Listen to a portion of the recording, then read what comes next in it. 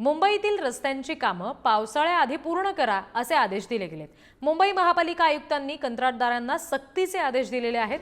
31 मे पर्यंत कामं पूर्ण झाली नाहीत तर कडक कारवाई करण्यात येणार आहे। रस्त्यांची कामं आणि दुरुस्ती संदर्भात पालिकेकडून कंत्राटदारांना डेडलाईन दिली गेली आहे। मुंबईतील रस्त्यांच्या कामावरून महायुतीमध्येच घमासान होत आहे। विधानसभा अध्यक्ष आणि भाजप आमदारांकडून नाराजी व्यक्त करण्यात आली आहे। आदित्य ठाकरेंचा सुद्धा रस्त्यांच्या कामांवरून संताप यावेळी सरकारवर पाहायला मिळालाय। अख्खी मुंबई खोदून ठेवली आहे अध्यक्ष महाराज, अख्खी मुंबई। ऑक्टोबर 2023 मध्ये अध्यक्ष महाराज, ऑक्टोबर 2023 मध्ये ज्या सीसी रोडचं काम सुरू झालं त्या सीसी रोडचं काम अजूनही सुरू आहे अध्यक्ष महाराज। या सिवर खात्याचे, वॉटर खात्याचे, रोड खात्याचे, अख्ख्या मुंबई महानगरपालिकेचे अधिकारी बिल्डिंग प्रपोजलची परीक्षा आणि त्या परीक्षेच्या तयारीमध्ये मग्न होते। असं काय आहे अध्यक्ष महाराज बिल्डिंग प्रपोजल मध्ये? असं काय आहे बिल्डिंग प्रपोजल मध्ये अध्यक्ष महाराज? आणि त्यामुळे या अधिकाऱ्यांवर कारवाई करणार का? इंजिनियरवर? माझ्या स्वतःच्या मतदारसंघात जवळजवळ 2-2.5 वर्षापूर्वी पहिला टेंडर इश्यू केला गेला। कॉन्ट्रॅक्टरनी काही एक काम केलं नाही। 6 महिन्यापूर्वी रिटेंडर झालं, अजूनही काम सुरू झालं नाही। आणि ज्या कॉन्ट्रॅक्टरला आपण ब्लॅकलिस्ट करून काढलेलं त्याच्यावरती कोणतीही कारवाई केली गेली नाहीये। शोकॉज दिलेली आहे, दंड आकारलेला आहे। दंड वसूल करण्यासाठी शासनाने, महानगरपालिकेने कोणतीही कारवाई केली नाहीये।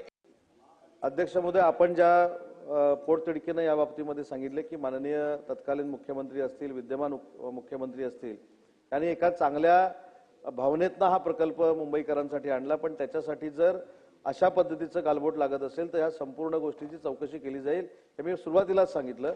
आणि दुसरी महत्त्वाची गोष्ट माझी आपल्याला देखील एक विनंती आहे की आपण आपल्या अध्यक्षतेखाली या संपूर्ण विषयाची एक बैठक आपल्या दालनामध्ये जर आयोजित केली तर याच्यामध्ये अनेक गोष्टी अजून आपल्याला निर्देशित करता येतील।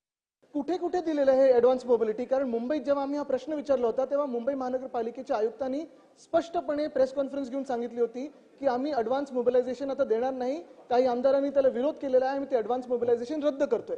मग ह्या दोन भूमिका कशाला आहेत? कुठे दिलेला आहे? आणि मागच्याच आठवड्यात जे उत्तर आले मुंबई महानगरपालिकेचं की फक्त 26% काम झालेलं आहे। मग 26%च काम झाले असतील तर कुठचे रस्ते पूर्ण झालेत आणि कुठे आणि कशासाठी ॲडव्हान्स मोबिलिटी दिलंय? आणखी तपशील घेऊया। प्रतिनिधी शिल्पा नरवडे आपल्याशी जोडल्या गेल्यात त्यांच्याकडून। शिल्पा, रस्त्याची कामं आता पूर्ण करण्याचे आदेश तर दिलेत, कुठली डेडलाईन नेमकी दिली गेलेली आहे याबाबत काही माहिती मिळू शकली आहे का?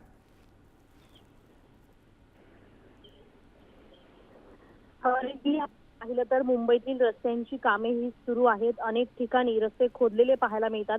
मात्र आता जो काही महिन्यांमध्ये पावसाळा सुरू होणार आहे त्याआधीच हे काम पूर्ण करण्याचे पालिका आयुक्तांनी देखील आदेश दिलेले आहेत तसे। आणि तशी डेडलाईन जी दिलेली आहे ती 31 मे पर्यंतची जी डेडलाईन दिलेली आहे, कंत्राटदारांसह अधिकाऱ्यांनी ही 31 मे पर्यंत रस्त्याची कामे संपवून घ्यावी, नाहीतर कारवाई करण्यात येईल असं आयुक्तांनी आदेश देखील दिलेले आहेत। विशेष म्हणजे कंत्राटदारांनी निर्धारित वेळेत काम पूर्ण करा, पालिका आयुक्तांनी असा आदेश दिला असून देखील जर काम वेळेत नाही झालं तर त्यांच्यावर कारवाई देखील केली जाणार आहे। मात्र जी डेडलाईन दिलेली आहे त्यावर विशेष लक्ष द्या असं आयुक्तांनी आणि उपायुक्त अधिकाऱ्यांना ही आदेश दिलेले आहेत। त्यामुळे आता ही रस्त्यांची कामं पूर्ण होतात का हे पाहणं महत्त्वाचं ठरेल। मात्र आज अधिवेशनात जर आपण पाहिलं तर आदित्य ठाकरेंसह इतर जे मंत्री आहेत, अधिकारी आहेत, त्यांनी देखील हा मुद्दा उपस्थित केलेला आहे। विशेष म्हणजे रस्त्यांचं जे खोदकाम केलेलं आहे, अनेक ठिकाणी नागरिकांना प्रचंड त्रास होत आहे। त्यामुळे महापालिका आयुक्तांनी आदित्य ठाकरेंनी जो हा विषय मांडला होता त्यावेळी आदित्य ठाकरेंना आयुक्तांनी जे उत्तर दिलेलं होतं किंवा मंत्र्यांचं उत्तर यामध्ये तफावत पाहायला मिळालेली आहे। विशेष म्हणजे महापालिकेला कुणाची भीती नसल्याची पाहायला मिळते असं अधिकारी देखील आपल्याला पाहायला मिळतात।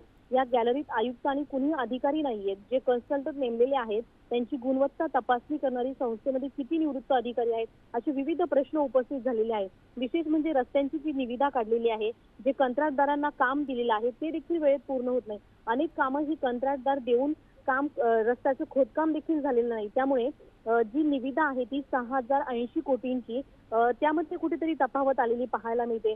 महापालिकेतून नेहमी आदित्य ठाकरे असतील किंवा इतर विरोधक जे आहेत ते नेहमी हा रस्त्यांचा प्रश्न उपस्थित करतात. मात्र यावेळी नेहमी आयुक्तांकडून वेगवेगळ्या प्रकारची उत्तरं ऐकायला मिळतात.